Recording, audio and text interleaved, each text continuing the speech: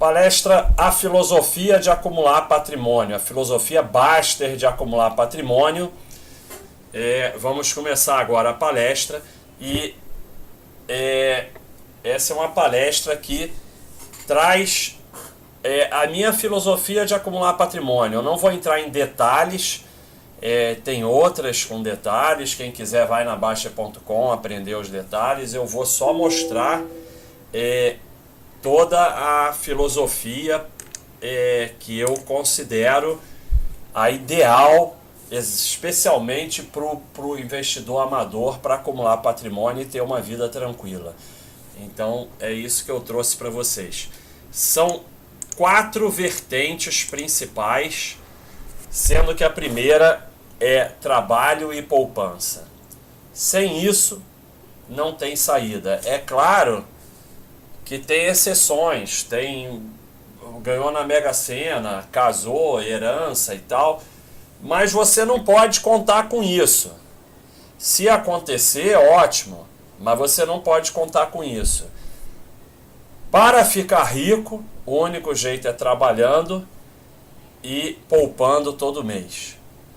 Parte do que você ganha tem que ser poupada, de preferência em torno de 20%. Se não conseguir 20, poupa o que conseguir. Se conseguir mais de 20, ótimo. Se for novo, morar com os pais, aproveita para poupar bastante enquanto tiver essa condição, né? Então, se conscientizar, isso não quer dizer que você tenha que trabalhar dia e noite sem parar e poupar tudo que ganha e não viver, não aproveitar a vida. Mas sem trabalhar e poupar, não tem como, não vai chegar a lugar nenhum. Então esse é o número 1, é a base de tudo.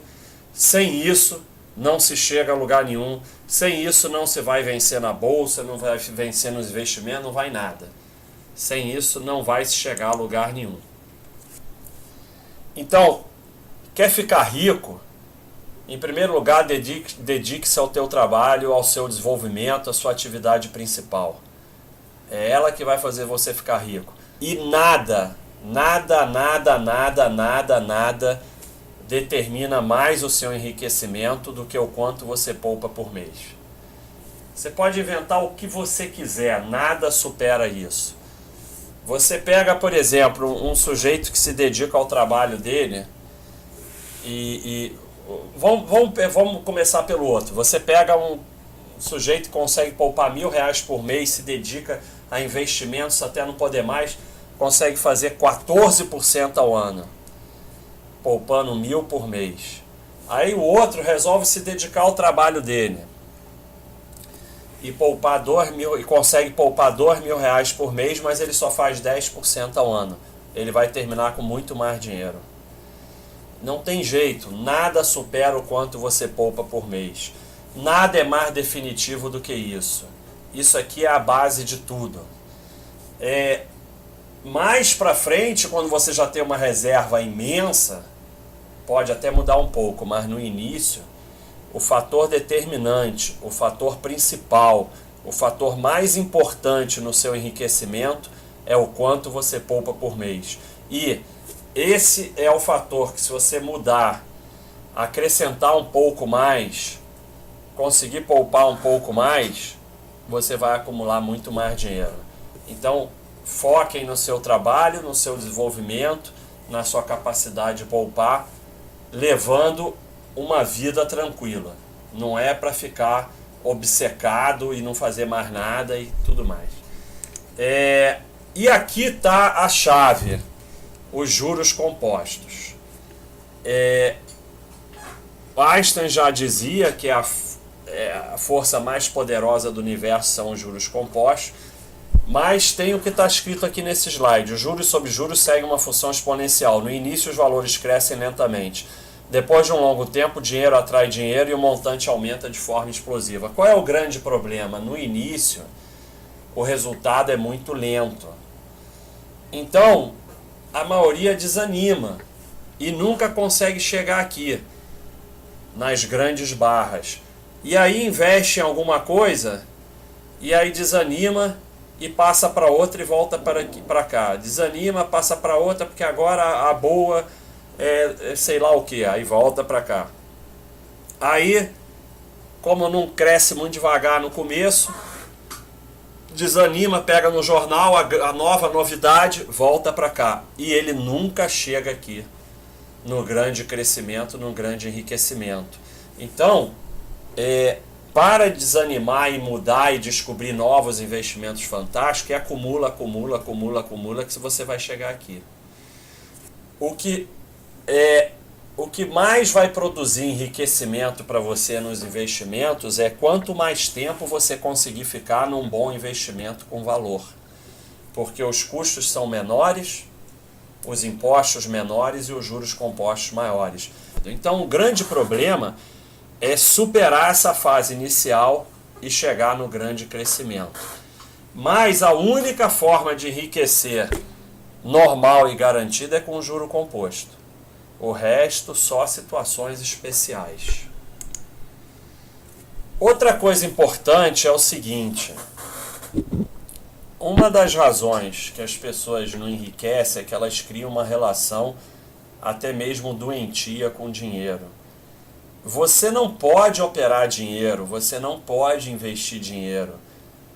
Você foca no seu desenvolvimento como operador, como investidor, você controla risco, você foca no desenvolvimento do seu método e você diversifica para que em nenhum local tenha uma quantidade de dinheiro que vá te emocionar, que vá te abalar.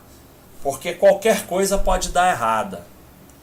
Qualquer coisa que você fizer pode dar errado e tende a dar errado.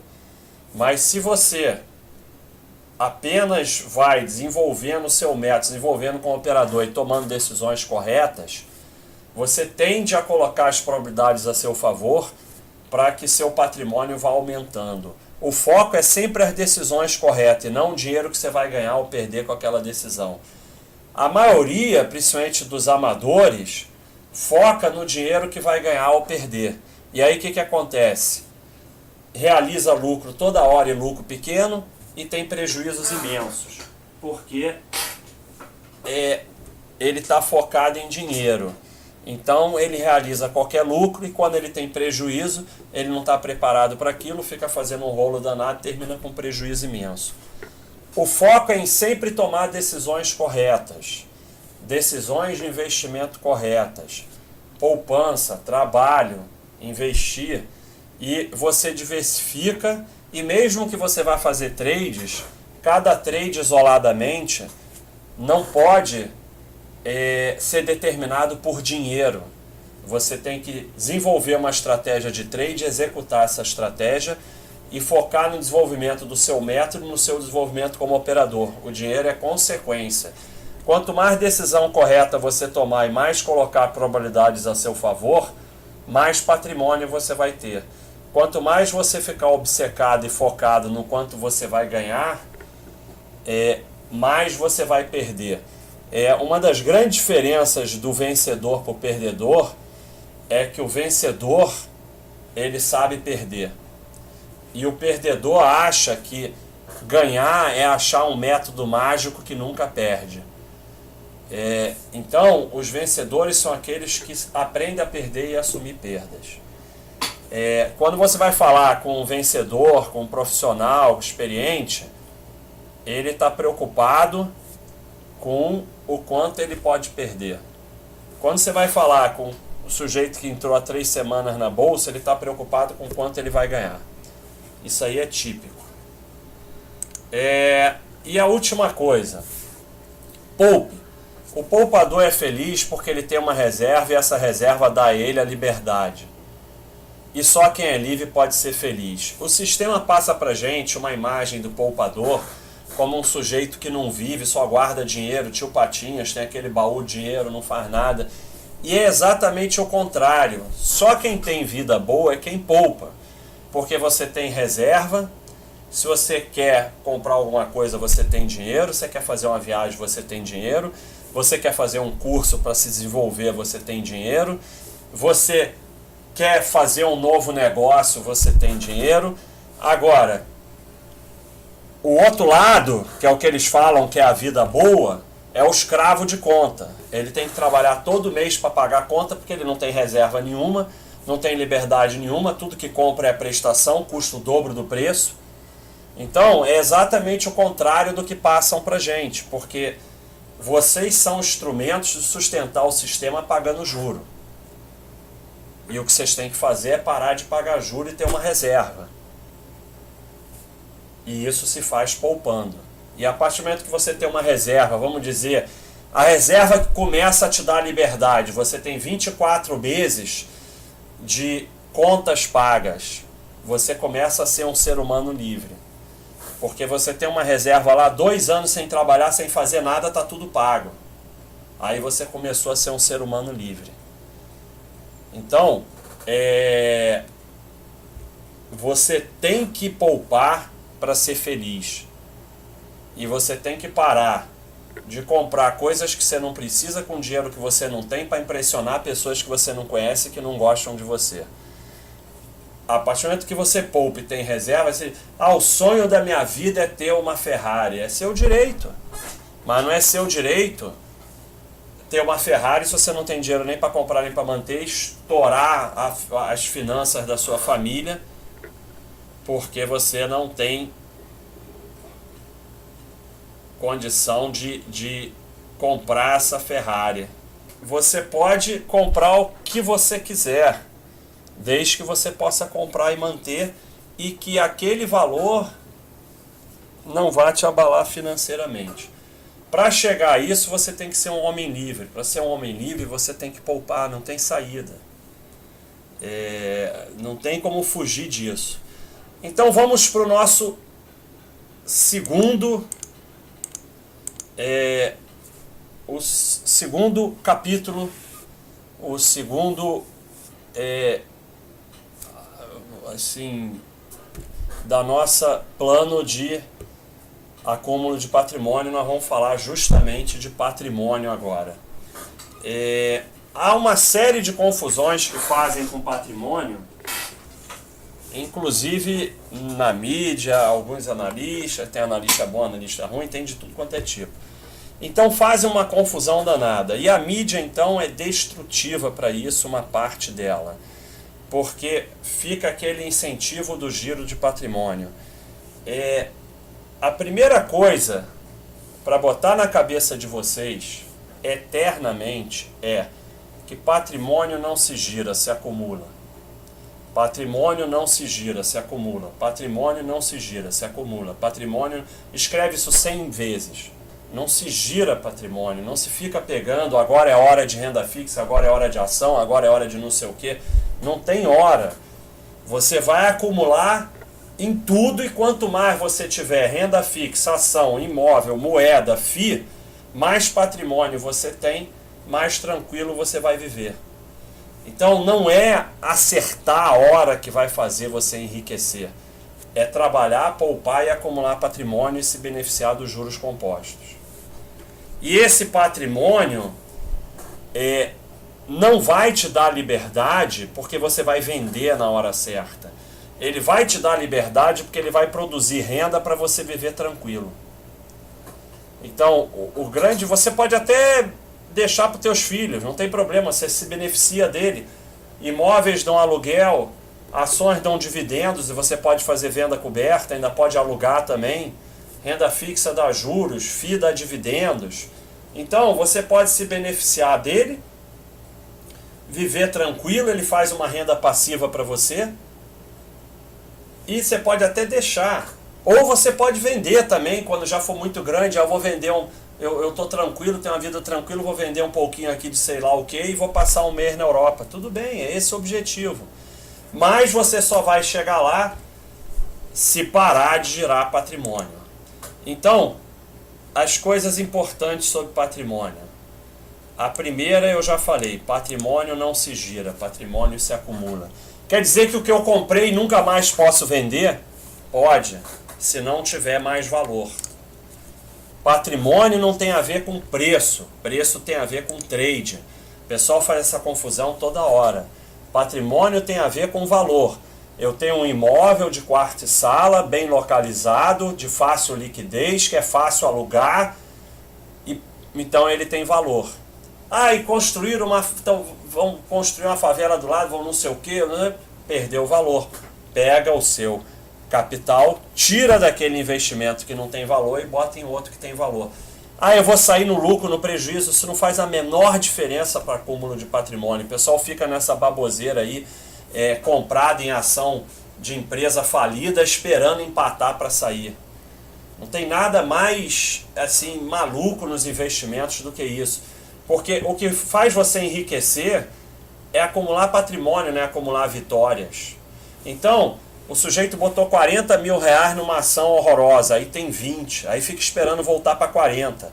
Um dia, tipo 2003, 2007, tudo sobe, ela acaba subindo também, aí ele sai e fala, viu, saí no lucro. Só que o tempo que aqueles 20 viraram 40, num bom investimento, numa boa empresa, podia ter virado 80. Então, é o que eu falei sobre o pequeno investidor amador, não saber assumir prejuízos, assumir derrotas, assumir que errou. E ficar nessa fantasia de sempre sair no lucro e de acumular vitórias. Não é isso que te enriquece, é acumular patrimônio. Patrimônio se acumula em valor. É imóvel? Qual é o valor do imóvel? Bem localizado, fácil de vender, fácil de alugar, tem vaga na garagem, tal, não sei o que, aquelas coisas. Qual o valor de uma ação? Empresa boa, com lucro consistente, com caixa equilibrado, com boa governança, tem nada a ver com preço. Patrimônio você não olha preço porque você não pretende vender. Você vai vender se perder valor. E no momento que perder valor, você vai vender pelo preço que tiver. Porque se você tiver 20 mil reais no investimento e pegar aqueles 20 mil e botar em outro, você continua com os mesmos 20 mil. Você não perdeu nada. Faz a menor diferença. A riqueza pessoal é produzida pelo acúmulo de capital. O giro do patrimônio produz a riqueza dos intermediários e do governo. Então não existe isso, agora é hora de FII, agora é hora de renda fixa, agora é hora de ações. E pior é que não é só o custo de girar.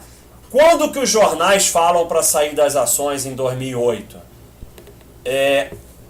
Quando a bolsa estava em 30 mil.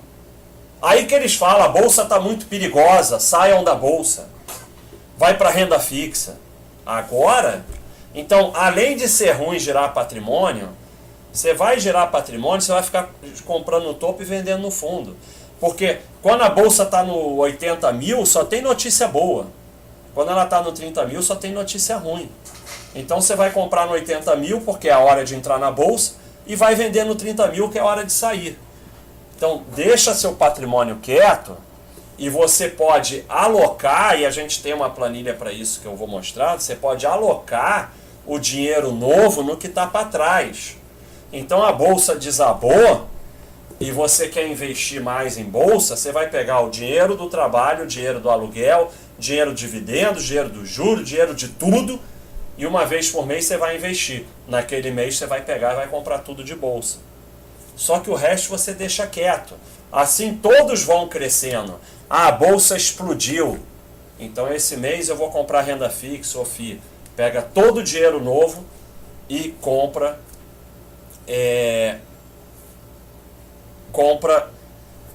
o investimento que a planilha manda. Moeda. Então, nós temos até uma planilha para isso.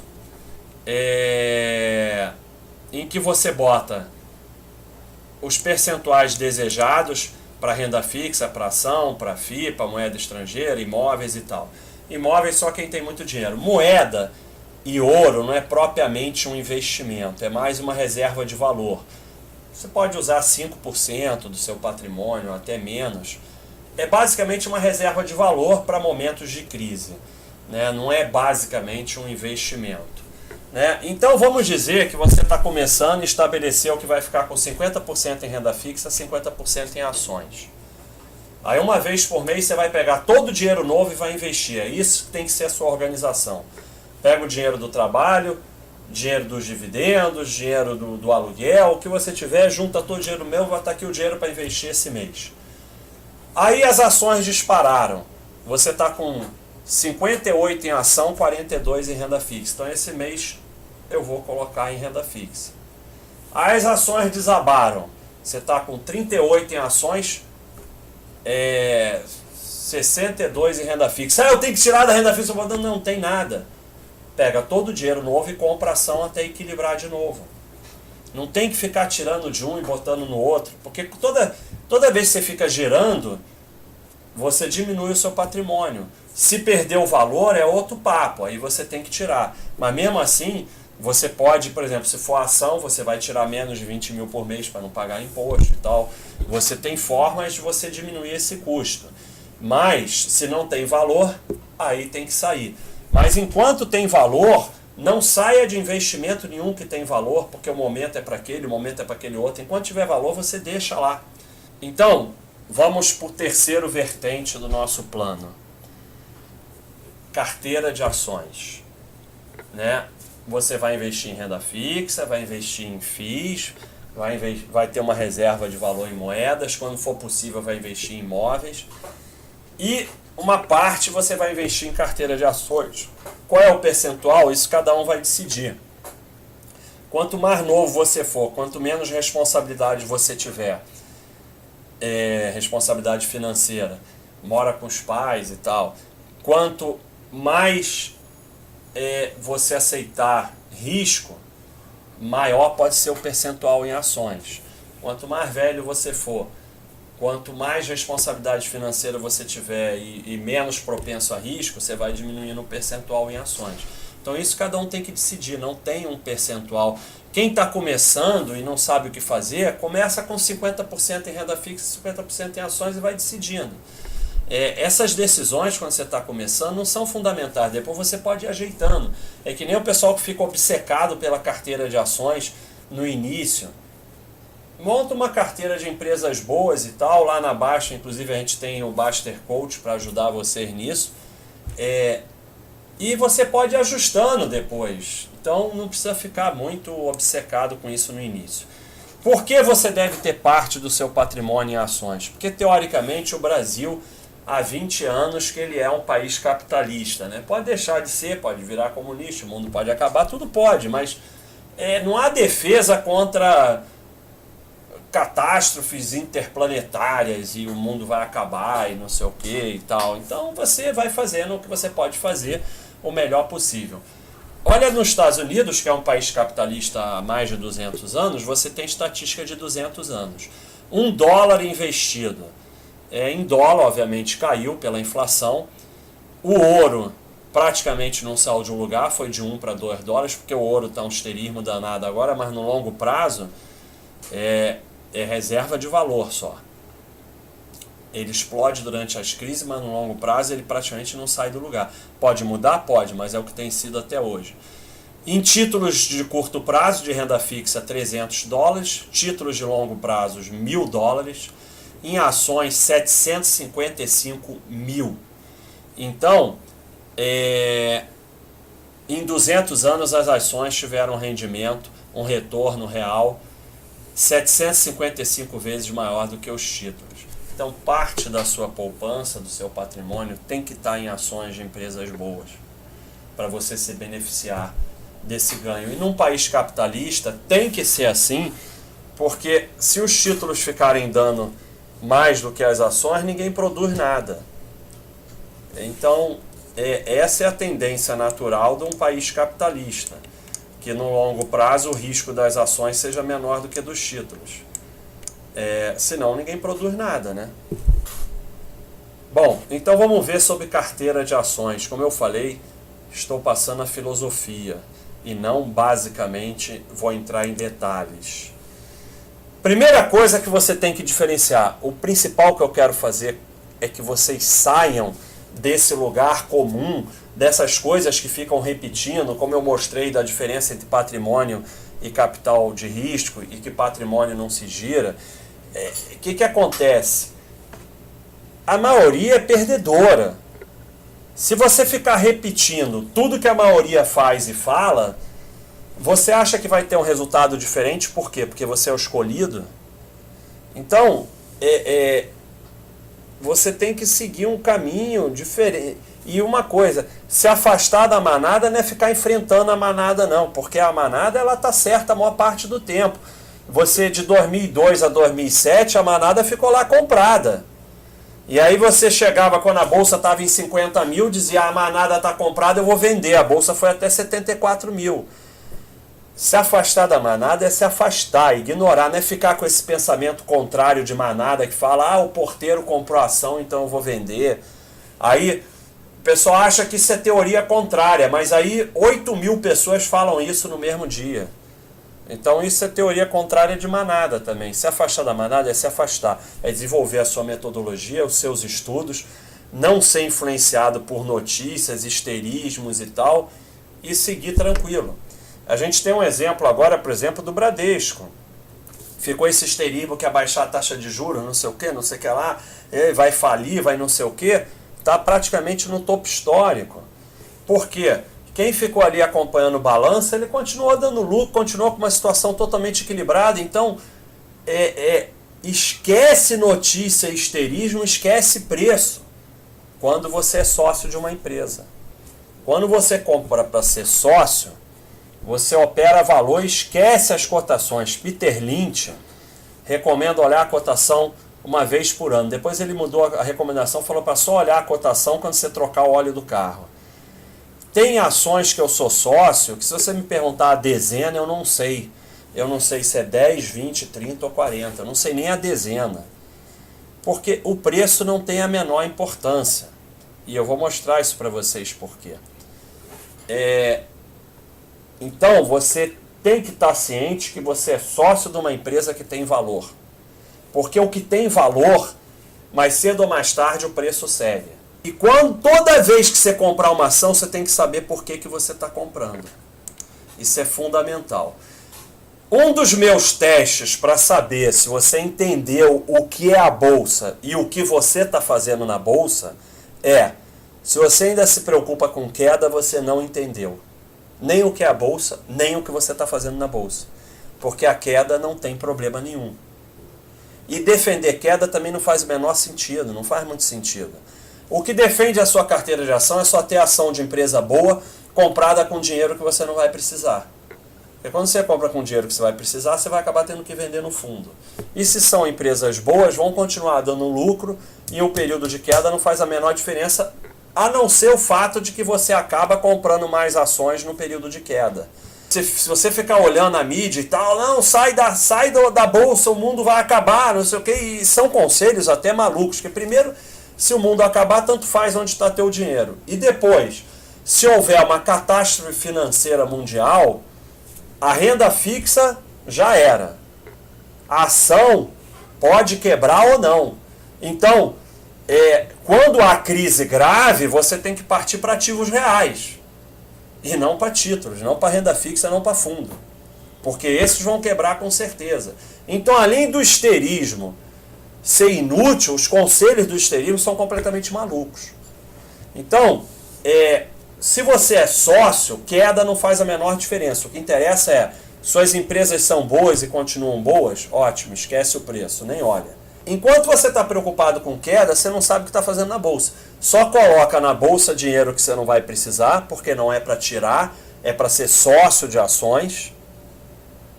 E só vira sócio de empresa boa. E esquece a cotação. Aquilo é valor que você está acumulando. Ninguém fica olhando o preço do imóvel todo dia, 20 vezes por dia. Aí eu comprei um quarto e sala. Aí 30 vezes por dia você vai lá olhar quanto vale. Não, você quer saber se ele tem valor ainda, só isso. Carteira de ações se resume em ser sócio de empresa boa com lucro consistente. É isso, nada além disso. E compras mensais, todo mês você vai lá e compra, não necessariamente vai comprar ação, vai ter mês que a planilha manda você comprar renda fixa, as ações disparam, aí a renda fixa fica para trás, ou manda comprar FIA ou outra coisa, mas você vai pegando dinheiro novo e comprando todo mês. Todo mês você compra um pouquinho. Vai diluindo o preço médio, faz a menor diferença. Para quem é sócio não tem oportunidade nenhuma. A oportunidade, a empresa é boa, compra todo mês um pouquinho. Entendeu? Sabe? Não tem oportunidade nenhuma, porque você vai fazer o quê? Vai comprar um bolo de uma vez? Aí é trade. E se você comprar só um pouquinho, não faz a menor diferença. Então você vai comprando seguindo a planilha, que o preço médio vai se diluindo.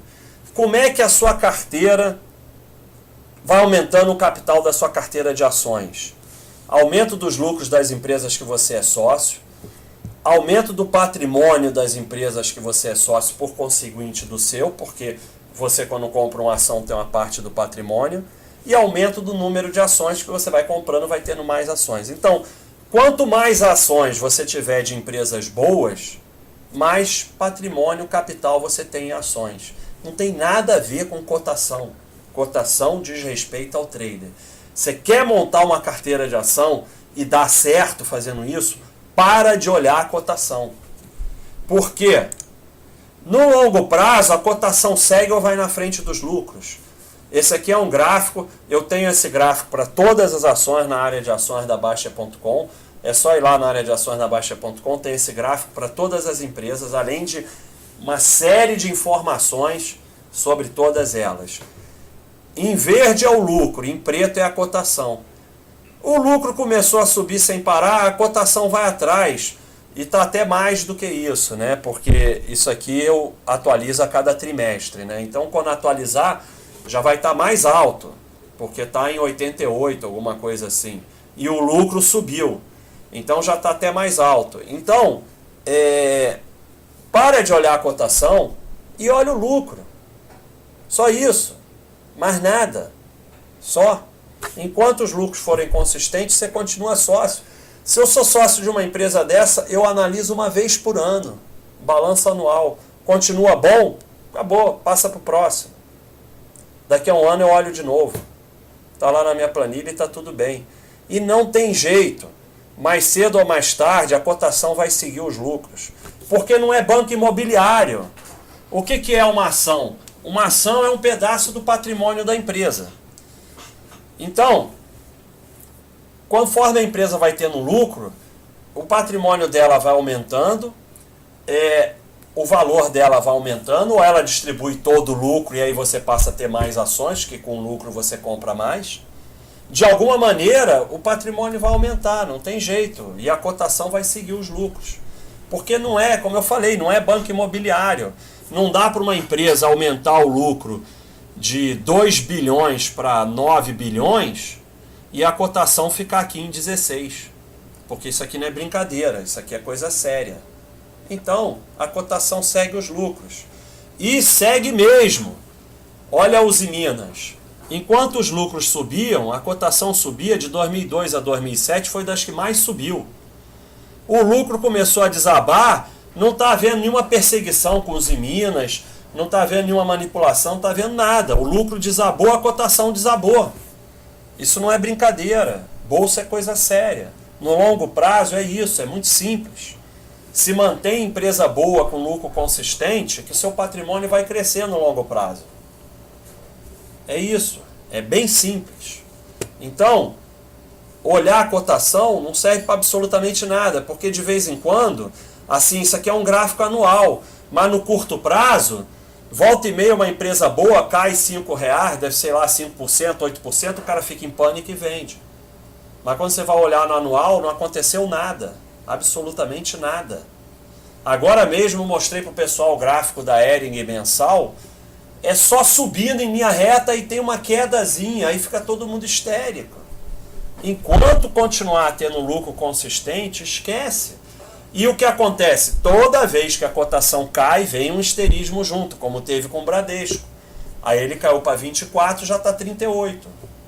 Toda vez, aí você vai vender no 24. É o que eu falei, é o sócio que vira um trader ruim, porque ele não é guiado pelos lucros da empresa, ele é guiado pelo histerismo da mídia e pelas cotações. Se você determina se a empresa é boa ou ruim baseado em histerismo da mídia e cotação, sempre que desabar, você vai vender, porque vai ter histerismo na mídia e a cotação vai estar lá embaixo. Aí você vai comprar no topo, onde a mídia está dizendo que é a melhor empresa do mundo. Então você vai ficar comprando no topo e vendendo no fundo. Então, quanto menos você olhar, melhor. Então, o que importa são só as empresas. Se a empresa for boa, seu preço médio tende a zero. Por quê? Ela vai distribuindo dividendos, ela faz split, seja lá o que for, e o seu preço médio tende a zero. Então, você pega um gráfico de Vale, de Bradesco, o que for, você vai ver que de 95 para trás, o preço, a preços de hoje é centavos. 10 centavos, 8 centavos, o que for, porque você tira todos os dividendos que deu nesse período, todas as vezes que splitou, o preço médio vai tender a zero. Se a empresa for ruim, aí o seu dinheiro tende a zero. Então, o que interessa é se a empresa é boa ou ruim. E é totalmente inútil você analisar, ficar vendo o preço médio, no seu preço médio de compra para o imposto de renda, tudo bem. Mas o preço médio vai tender a zero se a empresa for boa. E se for ruim, você vai ter que sair. Então, você vai colocar na sua carteira as empresas que você é sócio, tá? Então, as que você é sócio, você está olhando o balanço uma vez por ano e vai lá na Baixa.com, na área de ações, tem esses balanços todo mastigado para vocês. É só ir lá, Baixa.com, clique em ações, tem tudo mastigado para vocês. Uma vez por ano você olha lá, continua bom o balanço, continua lucro consistente, situação de caixa e dívida equilibrado, boa governança e tal, olha daqui a um ano. Se a empresa estiver piorando, você pode colocar ela em estudo. Ou seja, você vai olhar mais de perto, vai olhar trimestral, ou é uma empresa que você está estudando para se tornar sócio. Se você tem dúvidas se sai ou se vende ou se fica, você coloca em quarentena. O que é quarentena? Quarentena é você tira da sua planilha, porque você não vai comprar mais, mas você também não vende. Ela fica ali até você decidir. E se você determina que uma empresa não é mais boa, e tem um vídeo até no YouTube meu sobre isso, como sair de empresas, mas você vai ter que determinar os seus critérios, você faz um plano de saída. E você pode sair da forma que você entrou, devagar, vai saindo. Então eu tenho 2.000 ações, vou vender 200 por mês, porque eu ainda estou meio em dúvida. Pode ser que depois de vender 200, 400, 600, você decida, não, vou voltar lá para a quarentena. Você olha um trimestral melhor, vou voltar para a quarentena. Porque essas daqui, em estudo, quarentena e saindo, você olha trimestral. Acho que você é sócio, está tranquilo, você só precisa olhar anual. E vende menos de 20.000 por mês, porque aí você não tem que pagar imposto. O que são boas empresas? Boas empresas têm lucro consistente, dívida e caixa equilibrada e boa governança. Essas são as características das boas empresas. Você tem que ter isso. Uma coisa que traz muita confusão é o tal da precificação. PL, não sei o que, hora de comprar, o preço. Para quem faz buy and hold passivo da forma que eu estou falando, não precisa de precificação para nada. Eu ignoro tudo isso, PL, essas coisas, tudo. Eu quero saber se a empresa é boa. E você tem empresas como a Ambev, que tinha PL de 27 quando estava 16, e agora está 88. Então, muito cuidado com essa precificação de manada, de olhar só o PL. Precificação é uma coisa muito complicada, tem que estudar muito e é muito difícil. Olhar só o PL não quer dizer nada. Então, e quanto menor a quantidade comprada em relação ao seu capital, em relação à sua carteira de ações, mais insignificante é a precificação. Às vezes eu vejo gente que tem um patrimônio de 500 mil reais, 300 mil reais em ação, aí vai comprar 500 reais em ação e fica obcecado com o PL, com o preço. Faz a menor diferença.